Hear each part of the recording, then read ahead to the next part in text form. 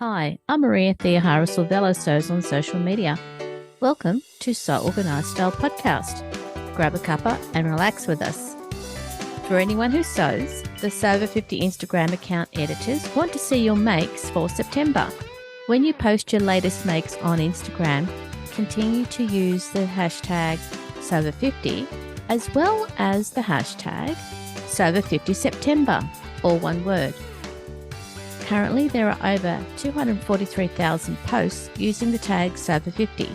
We'll find you faster in September when you also use the tag SewOver50September. We hope to see your makes more often during the month of September.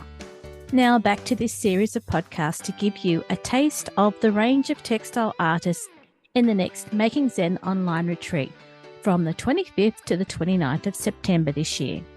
Whether you're looking to get out of that creative rut or want some me time or simply want to learn a new technique, this online retreat is one to consider. We had a room that most people might call their den or their family room. That was really a room of opportunity to make things. And we had a big table. Does this sound like where you started your textile art experiences? Deborah Fisher of Fish Museum and Circles on Instagram is another textile artist you'll learn from at the Making Zen Online Retreat.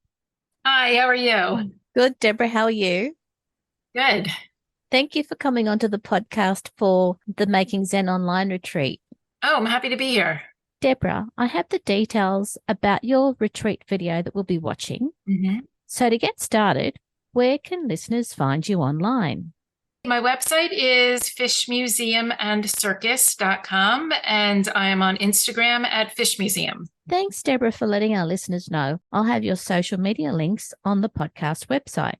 How did you get started in your craft? I have always been a maker of all kinds of things. I kind of consider myself a mixed media artist. Even though I feel like I do have a fiber sensibility, I've used a lot of different materials. I've just always been a maker. Deborah, can you talk us through what caused you to evolve since your first experiences as a maker? I grew up in a house that encouraged making and being creative and trying different things. We had a room that most people might call their den or their family room. That was really a room of opportunity to make things. And we had a big table. My mother had a sewing machine. There was shelves full of materials that we could use. My mother taught me how to sew. It has just evolved from there, but there's always just been a variety of different materials that have been available that I just love to take advantage of. And the materials that you use, are they fresh materials or do you reuse materials that are around you? A combination. A lot of ceramics. So that's a lot of new clay and a lot of reclaimed clay. And then as far as textiles go, I use whatever I have at hand, but I also design fabrics. So I'm going to be using that also. And if something kind of sparks my interest, I might search that out and try that. So it's a real combination of things. When did you decide to share your passion for mixed media and textiles? I've always been an artist. I was a fine artist. I have a Bachelor of Fine Arts, and then I also have a Master of Fine Arts. I really was more of a fine artist until I decided that, especially when my older daughter was born, that I really needed something that was more accessible to me, but also to the world. Actually, right before she was born, I started a nonprofit quilt group called the Bright Hopes Collaborative Quilt Project that was based on an experience that I had of putting a quilt that somebody else had made me on a bed when I wasn't at home and made me feel like it was at home. I started this group to make quilts for people who didn't have a permanent home, so they could put a quilt on a bed and make it feel like home. And that, all of those kind of things combined brought me more into the world of home sewing, this craft of people making things as part of communities. And I always found kind of the art world a little bit more elite with galleries and all of that. I just found this world just so much more accessible and welcoming and more my speed. And it sounds like it's not elitist, it's very community-based. Yes. You're meeting a social need. Would that be right? Well, certainly in the group that I made, there was all of our volunteers. It has just meant a lot to them to be a part of that whole community.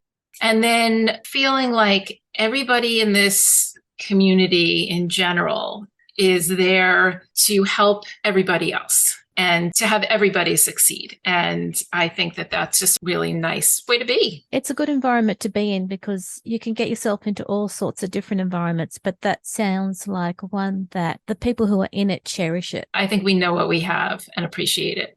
Deborah, tell us about the session that you're running at the Making Zen Online Retreat. I am doing a little workshop on making felt boxes. They're going to be these little gem of boxes made out of a 3mm felt. I'm also going to show how to make your own 3mm felt if that material is not accessible to you. They're just wonderful little fun projects that can be customized however you like, with embroidery, with sequins or beads or whatever you like. And they're great for giving as gifts, but also for holding gifts. They're the perfect size for a little ring or pieces of jewelry and little love notes and things like that. I'm excited to share those. Deborah, have you ever been to the Making Zen Online Retreat?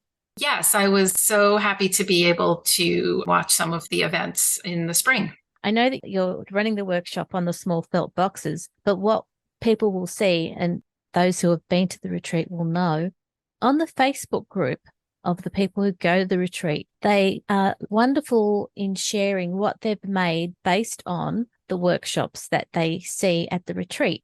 So even though your workshop is on the small felt boxes, it's going to be amazing to see how people apply those techniques to the things that they want to do. Yes, absolutely. I did see that on the Facebook group.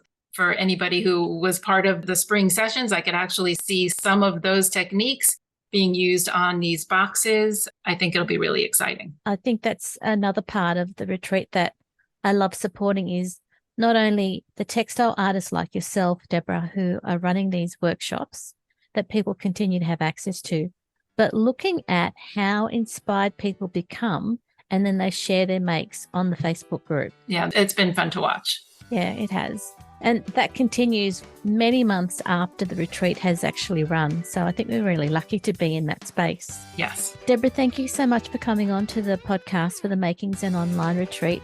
I think our listeners are going to be inspired by your techniques.